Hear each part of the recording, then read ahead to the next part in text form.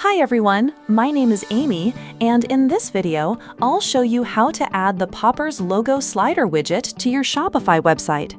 A logo slider widget is a great way to showcase partner logos, client logos, or brand logos in a clean and professional way on your website. So let's get started. First, go to your Popper dashboard. Once you're there, click on Widgets from the left sidebar, and then click Create New Widget.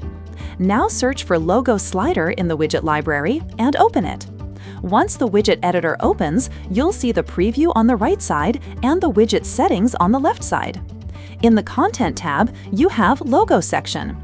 Here, you can add logos. In the Text and Action section, you'll find options for the header and call to action, and you can enable or disable them as needed.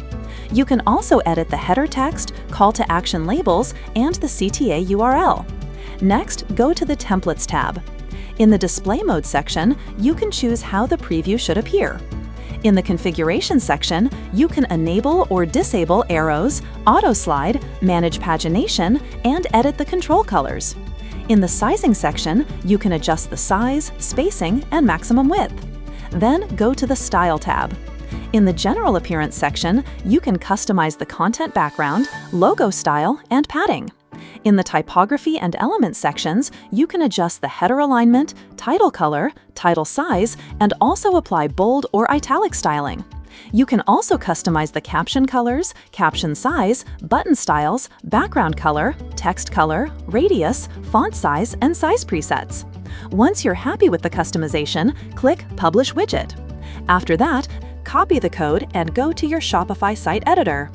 Inside the editor, add a custom liquid block, then paste the installation code into it.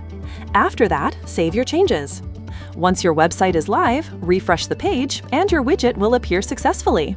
That's it for this video. I'll see you in the next one.